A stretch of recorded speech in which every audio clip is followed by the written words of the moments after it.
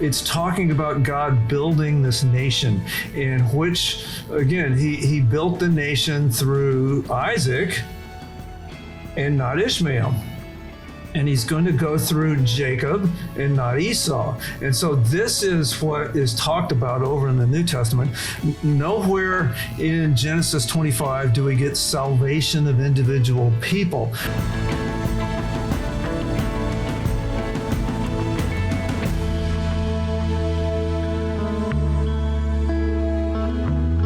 Hello and welcome. My name's Glenn and I'm here with Steve. Today we are reasoning our way through Genesis chapter 25. And at this point in the story, Abraham has obtained a wife for his son Isaac, and Rebekah and Isaac are married.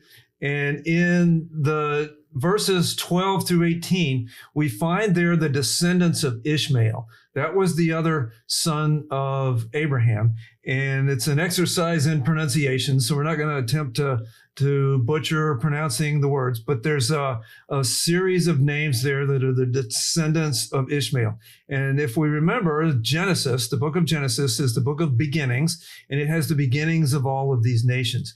So Genesis 25, 12 through 18 is the beginnings of the tribes that came from Ishmael.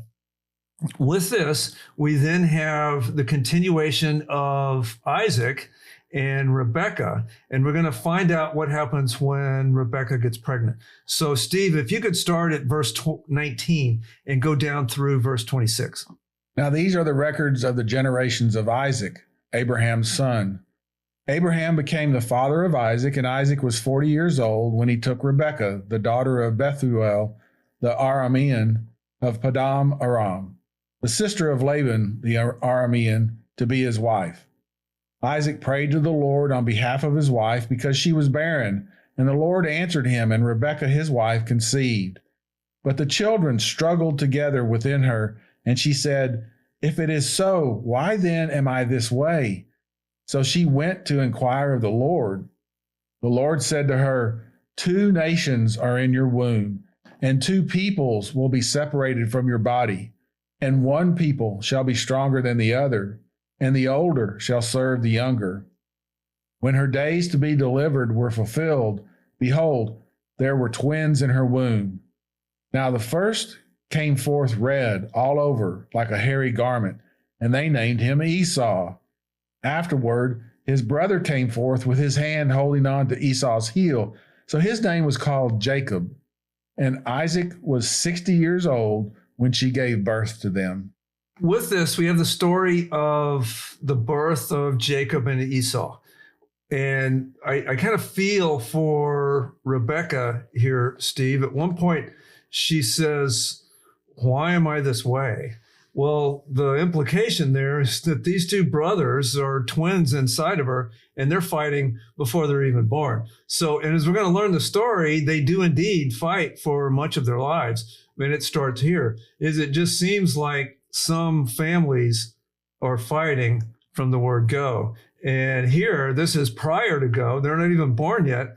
And Rebekah's saying, "My goodness, what is going on inside me?" I kind of feel for her at this point, don't you? Yes, I do. And I also am glad to see that where does she go to find out what's going on? She goes directly to the Lord, which is an example for us. Something going on. Let's go to the Lord and find out what's going on.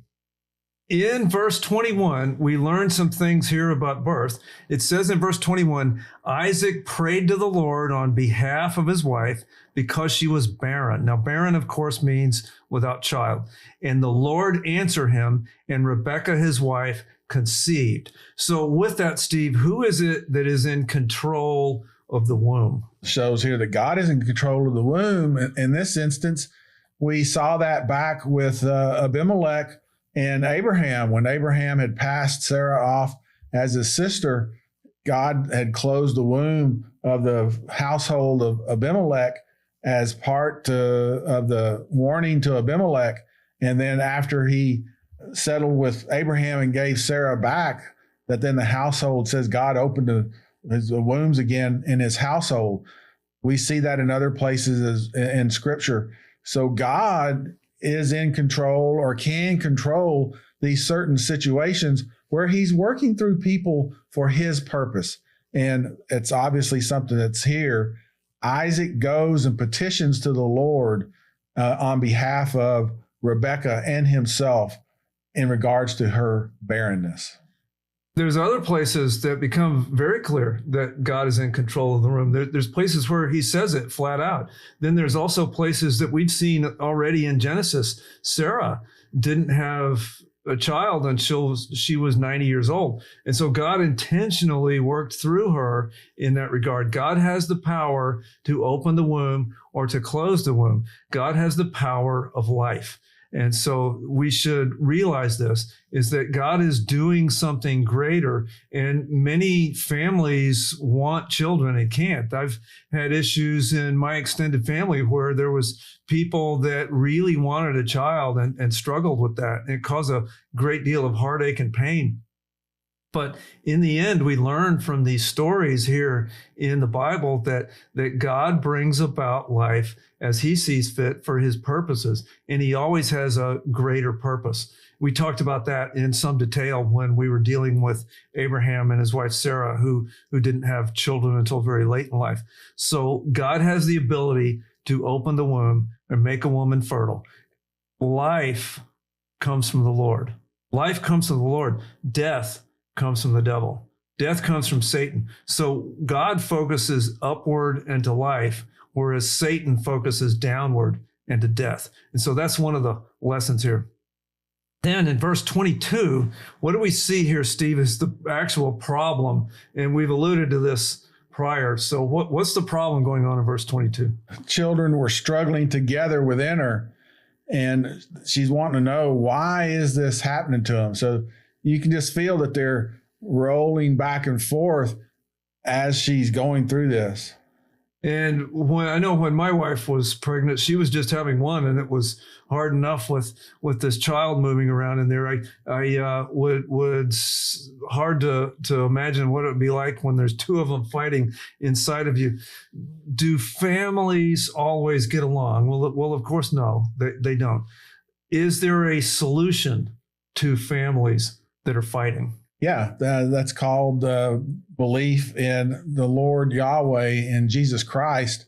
Think of it as a triangle with Jesus Christ at the head. And if you have two corners of the triangle, as the triangle goes upward toward the head, you have togetherness. If all parts of the family are looking towards Jesus Christ and wanting to become more Christ-like, they will naturally come together as a family versus staying apart. If we as individuals end up in families that aren't getting along, and this happens in families, then we as Christians need to be the one that is the peacemaker. We need to be the one that tries to reach out and resolve issues. And we don't need to be the ones that are known for holding grudges for many decades. And that's a lesson that I've sort of like do what I say, not as I do. I've had to learn that lesson the hard way myself. And so I think here God's message to families is that there is a way to get along. And we're going to find that out as we find in Jacob and Esau, because they're going to continue to fight, but in the end, they resolve and become loving brothers again. But it was a long, hard road in between now and then. And I think that happens with our families. As Christians, we should be the one that seek reconciliation. And Steve, I always think of this way. I think of times where in my family, we fought over things years ago. And now I look back on it and say, well, I remember we're having a fight, but what was it we were fighting over? And so the question I ask myself and the people around me is, how, if we look back in our lives on the things that we were fighting over, how many of those fights were actually worth fighting over? And how many of them were things that we shouldn't really have been fighting over in the first place? That really hits home hard with me, Glenn, in that I lost my wife a few years back, Tina. And one of the things that came out of that, as I talked with other people in their marriages, was don't argue. Just don't argue. The things that you argue over in a marriage are really petty things that don't amount to anything. And it just causes strife in the marriage that doesn't need to be there. And to your point, Most of them, if not all of them, are things that are just forgotten. So avoid arguing altogether, because your loved ones might not be here in the months coming or the years coming, and you're going to miss them for the broader thing and aspect of just having them around. You certainly don't want to just remember the arguments that you had. You want to remember the good times and the things that you had together, especially in worshiping God. If we look at the end of verse 22, look at verse 22. Rebekah is having this struggle. These two children are fighting within her. And what do we see here, Steve, at the end of verse 22? What does she do as a step to try to figure out what to do next? She went directly to Yahweh to inquire of him what's going on. So what should we do when we have a problem in our family, obviously? That's the same thing. We need to go and take it to him, not only maybe to find out or understanding of what's going on, but to give wisdom for us on how to handle it, and also to give peace or calmness to the other party, or for understanding from them, or that they might become believers. Those different situations, go to the Lord, give it to him, let him then give guidance back. And the lesson here is to go to the Lord first. Go to the Lord first. What we shouldn't do is try everything I know how to do, and then when it doesn't work, then I go to the Lord as a last resort. No. Go to the Lord first, and then it won't be as big of a mess that I make it when then he resolves things. Because if we just go to him first and learn his ways, then the problems will stay small instead of me making it worse. So then we have, starting in verse 23, there's a prophecy that God gives. And so, again, get the picture here. She has gone to the Lord. She's having this fight within her. These two babies are arguing within her. And she's saying, what in the world is going on? So she goes to the Lord for guidance and say, Lord, what's going on? What should I do? And in verse 23, what is the prophecy that God gives her? What's his answer? These are two nations that are here, and out of these nations, they're going to be separated. One's going to serve another, and in fact, the older is going to serve the younger. So in this prophecy that God is giving to her, and her explanation that he's given to her, it's talking about nations and what's going on here. It's kind of a foretelling of how they're going to act with each other or interact with each other later on in life. Let me go ahead and just read verse 23 again. Again, this is God's response to her prayer about what's going on with these two babies inside of her. In verse 23, the Lord said to her, 2 nations are in your womb, and 2 peoples will be separated from your body. And one people shall be stronger than the other, and the older shall serve the younger. Now, with this, if you know the story, what happens later in the book, Steve? What happens to these 2 children? Esau, who is the oldest, sells his birthright to Jacob, who is the younger. And as the story progresses, Jacob becomes the child of promise from Isaac, and God reaffirms that as to the Abrahamic covenant of land, promises of a nation, and promises of blessing. And so we see that this actually comes about. Jacob the younger becomes the one of blessing. In that time and in that day, the oldest son was supposed to be what? What was the older of the sons supposed to be? They were the ones who received the inheritance of the family. That was the one that was passed down, and he became then the patriarch of the family once the father passed away. But he received, actually, in many cases, a double portion of what all the other siblings might receive. But in this particular instance, Isaac had received the same promises that Abraham had. It had been confirmed to him by Yahweh God. And so that's going to be passed on to Esau. This situation is not just a normal situation. This carries with it spiritual implications as well as physical implications. So there are indeed some spiritual implications to this story. Before we get to that, let's point out a couple of more details here first, because some of these things will be important later. In verse 25, what was the name of the firstborn, and what does it mean? The name of the firstborn was Esau, and Esau means hairy. So he comes out with a lot of hair, and so that's why he is named Esau. And then in the next verse, 26, what was the name of the second? The second son name is Jacob, and he comes out holding on to the heel of Esau. So Jacob means one who holds on to the heel, or heel holder is what his name means. So again, the firstborn, these were twins born the same day, but they kept track of which one came out first. And Esau comes out first. He's hairy. Jacob comes out second, holding on to the heel of Esau.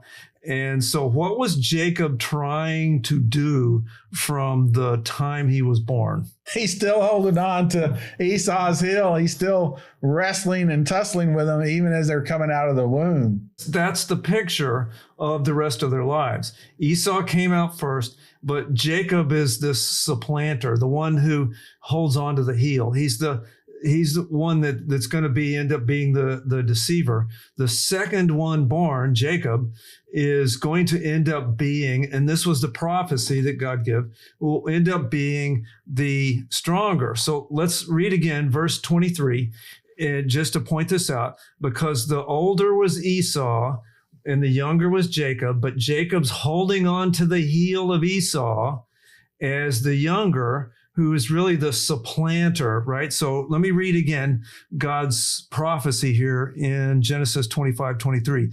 2 nations are in your womb, and 2 peoples will be separated from your body, and one people shall be stronger than the other, and the older shall serve the younger. So it's backwards. That's the prophecy. The really what's supposed to happen is the older is the preeminent one. And if there's any other siblings in that, the younger ones would serve the older. But God says, no, there's this struggle going on.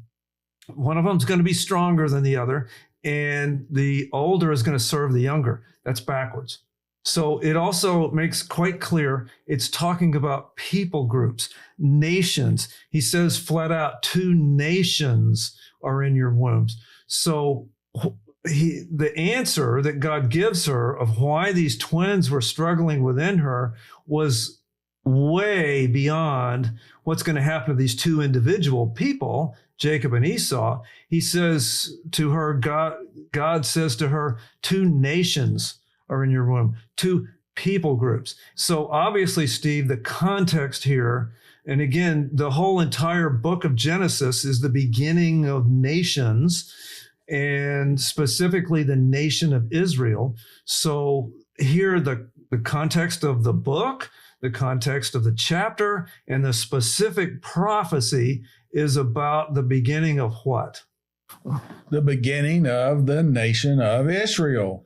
And through Israel comes the Messiah, Savior of the world.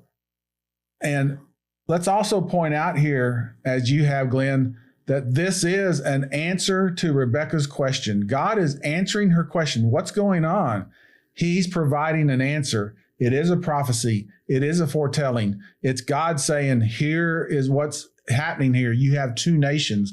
This is not a determinate decree which God is making of saying, you have 2 nations, here the older is going to serve the younger, and that's God is decreeing it so. He's simply answering Rebekah's questions. What's going on? And God is giving her the answer. But from his answer, this sticks with Rebekah, and I think it plays a role later on in the narrative that Rebekah remembers this. There's 2 nations, and the older is going to serve the younger. Now, this story here of Jacob and Esau, later in the book of Genesis, Jacob's name is changed to Israel, and he becomes the father of the country, the nation of Israel. And as the younger, he ends up having 12 sons, ends up being the 12 tribes of Israel. That's the immediate thing that they're talking about here. This idea of the two nations coming out of Rebekah's womb is picked up again over in the New Testament. And it actually becomes a quite large hinge point in some theological questions, namely around Romans chapter 9. And in Romans chapter 9 is a big deal in deciding between branches of theology, Reformed theology and covenant theology and dispensational theology and all these things. One of the key passages to all these things is Romans chapter 9. And so we're not going to take the time. We could spend quite a long time on that, and we'll do that when we get to the book of Romans. But Romans 9 quotes Genesis 25:23, the older shall serve the younger. And it talks about in Romans 9, talks about these two nations coming out of the womb. And so what we really want to point out here is that Romans 9 is talking about these nations. It asks the question about the nation of Israel at the beginning of the chapter, Romans 9. And in the course of the explanation, God in Romans 9 quotes Genesis 25:23, the older shall serve the younger. And note again, that's why we're being careful here, is that when it says this, it's talking about the origin of nations. It's not talking about the salvation of individual people. Nothing in Genesis 25. It's talking about God building this nation, in which, again, he built the nation through Isaac and not Ishmael. And he's going to go through Jacob and not Esau. And so this is what is talked about over in the New Testament. Nowhere in Genesis 25 do we get salvation of individual people. Rather, we get the origin of nations. We get God's sovereign election, but it's an election of a nation of people. Again, in verse 23, two nations are in your womb, people groups. And so that's really the context here. Yes, we have God sovereignly electing this nation, but he's doing just that. He's electing a nation. And that's the context here. And it's the context in Romans chapter 9. And again, we'll get to that when we get to Romans 9. But comments on that, Steve? And the nation has a purpose. So his election of this nation is for a purpose. Stated that nation is going to be a blessing to all the other nations, because the Messiah, the Passover lamb, is going to come from this nation of Israel. Tune in for the future. We'll get to more of that when we get to Romans 9. But from here, just saying that the older shall serve the younger is in a verse that's talking about the building of a nation. And that's in a book that's talking about the building of a nation and not about personal salvation. Let's go on to the next one. If we go down to starting in verse 27 and in 28, it says this: when the boys grew up, Esau became a skillful hunter, a man of the field, but Jacob was a peaceful man living in tents. Now Isaac loved Esau because he had a taste for game, but Rebekah loved Jacob. So Steve, here we have what appears to be playing favorites. Do you see that here? I think it's a dynamic that happens in every family who have multiple children. Isaac is drawn to Esau because of the things that he does. Rebekah is drawn to Jacob because of the things that he does. And I think that's a natural one. Again, maybe Rebekah is remembering what God had told her in these few verses earlier before they were born. Don't know. Scripture doesn't say that specifically, but it's quite clear here that there's likeness between the father on one son and between the mother on another son. Esau is this hunter. He likes being out in the field. He's going out chasing game, manly man. And I've heard many Bible teachers then turn around and say, well, Jacob hangs around the house and makes stew in the kitchen with mom. And so therefore he's sort of a different sort of person. And I'm not sure that's exactly the right analogy. And Steve, you and I were talking earlier about this. What's your picture here? What is the scripture actually saying about the distinction here between Jacob and Esau? In verse 27, when it says Esau became a skillful hunter, we have a throwback to Nimrod, who was also a skillful hunter. And when it says Jacob was a peaceful man, that word peaceful in Hebrew is tam. It means complete, and that he was living in tents, being Jacob. What I think is being depicted here is the nature of Esau. Esau is out, away from the family. Jacob has decided to stay with the family. He picks up the family business of sheep herding and staying around there. Jacob, through the years, has gotten a bum rap from the standpoint he's a mama's boy. I don't think this verse is saying that at all. I think it's saying is that Esau is an independent, out, doing his own things. Jacob is one who has stayed behind and is doing the things of the family there amongst the community, living with them. That word there that our translation here translates a peaceful man. Some of the English translations say a mild man. And as you say, the language scholars tell us it means complete. And so I think you're correct. Yes, he was hanging around where the family was. But I think what the sense here is that Esau was incomplete. Yes, he's sort of the manly man, hunter, out doing things, but that's one aspect of a man. Whereas Jacob was a little more well-rounded. And we're going to see that Jacob's a little more sly and a little trickier. But nevertheless, I think that we can't necessarily say that because Jacob is in the tent with the family cooking, then necessarily that means he's weak or a Casper milk toast or something like that. What I see here is that he's more well-rounded, more fitting into the rest of the family, whereas Esau was a little more independent and out doing what he wanted to do. So with that, I think that's what's going on. Yeah, and taking care of flocks, that's not a mamby-pamby job. It takes a lot of skill to take care of flocks, and there's dangers associated with it. What was it, David? David killed lions and killed a bear protecting his flock that he tended. So an idea that because it says he's a peaceful man or a mild-mannered doesn't mean or translate into it that he's some sort of a mama's boy, I don't think. Let's take the stereotype of a manly man, a hunter. I'm out in the woods doing manly things. I'm hunting, I'm lumberjacking, I'm strong.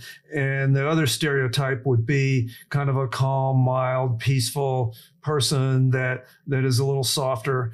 And again, we just said that's not necessarily true, but let's take those as stereotypes and apply that today. Is there one of those as far as what a man should be?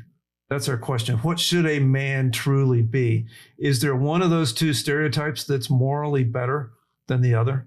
Is it morally better to be a hunter, lumberjack kind of person, strong, independent, or is it morally better to be kind of a peaceful man that's mild-mannered and hanging around the family? Is one of those positions superior either emotionally, morally, or ethically? And I think a well-balanced man would be both. And their life should center around worship of Jesus Christ, God. And through that, you can do both of these things, but don't let either one of those characteristics override the worship and direction of giving to a family of worshiping God. It's all in moderation. It's all in perspective. So I think the stereotype, if it's all heavy on one side or all heavy on the other, it's too imbalanced. Both ways to the extreme are not good. Having them both back in a balanced situation with God being the center of their life, I think that's a perfect picture. I always think of David as a good example of what a man should be. When he sins, he repents. But if you take of it as far as this, again, these two stereotypes, the manly man versus the strength under control, David, I think, is a good example in the sense that this was a thoroughly dangerous man. He knew the fields. He knew warfare. He was successful at warfare. He won battles because he was quite good at defeating his enemies. He was a dangerous man, but he was also a godly man, and he looked at his strength and used it in a way that would please God. He used it in a way that was under control. He held his hand back when God would have him hold his hand back. Again, sin being the exception, but we all have sin. But if you look at David's life, when he needed to be peaceful and respectful and moral to people, then he was soft. He was a musician, wrote, played the lyre, and would hang around the palace and play music. But at the same time, he knew how to pick up a bow and knew how to pick up a sling and knew how to pick up a sword and use it quite effectively. And he was not scared to do it. So to me, the picture of a man is someone who has the strength to be dangerous, but then has the spiritual aspect to have that under control and to be peaceful when he needs to be peaceful, and to be even violent if there's an enemy that comes in to attack. And so I think that is an example of what a man should be from the scriptures. So here with Jacob and Esau, there's not one of these that's morally superior to the other. It's just that Esau was imbalanced. We probably should stop here for today. We've reached a good spot. We're still struggling with these two children, but we're going to pick up right there next time as we continue to reason through the Bible. Thank you so much for watching and listening. As always, may God bless you.